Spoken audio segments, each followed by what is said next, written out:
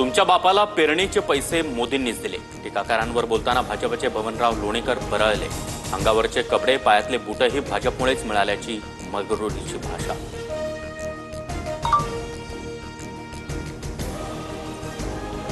बबनराव लोणीकरांवर गुन्हा दाखल झाला पाहिजे। लोणीकरांनी माफी मागावी अन्यथा कोणत्याच गावात फिरू देणार नाही। हर्षवर्धन सपकाळ यांचा इशारा।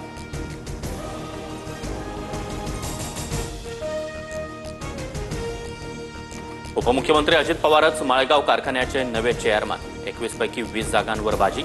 चंद्रराव तावरेंची एकाकी झुंज तर शरद पवार पॅनलचा सुपडा साथ।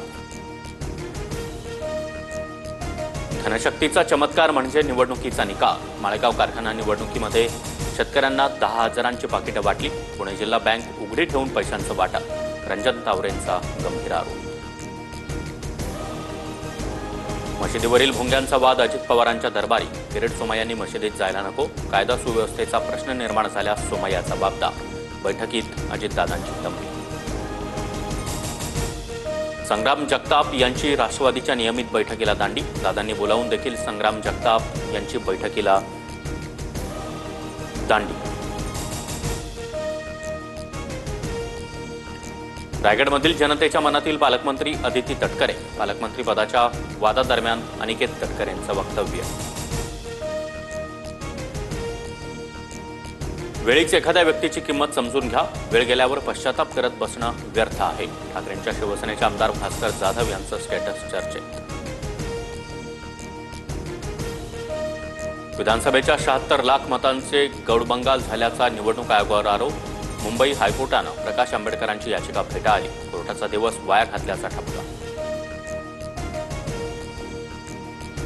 पुणे मेट्रो 2 रामवाडी ते वाघोली विठ्ठलवाडी विस्ताराला 3,626 कोटी मंजूर। फडणवीसांकडून ट्विट करत पंतप्रधान मोदींचे आभार। मार्ग 4 वर्षात पूर्ण केला जाणार असल्याची माहिती। देशातील एका काळ्या कुट्ट अध्यायाला 50 वर्ष पूर्ण। आणीबाणीनं अनेक कुटुंब उद्ध्वस्त केली।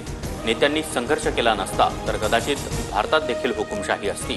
फडणवीसांचा वृत्तपत्रात विशेष लेख।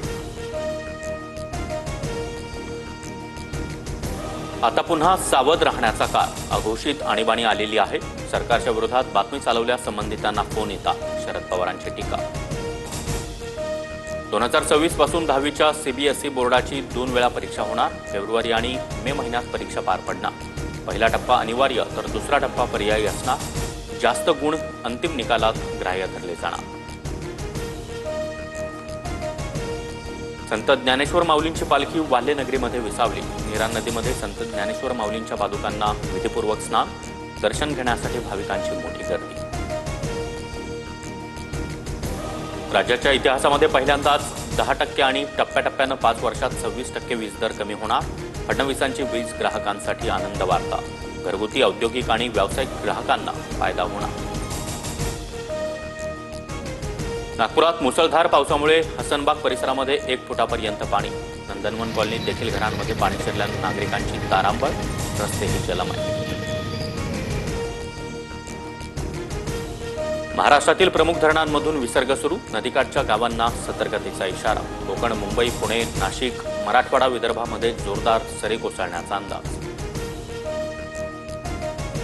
हिमाचल प्रदेशच्या कुल्लूमध्ये मोठा पूर। सैज घाटामध्ये ढगफुटी सदृश्य पावसामुळे भीषण स्थिती। अनेक घरं आणि गाड्या पाण्याखाली। कुछ गाड़ियां फिर पार्किंग में लगी है।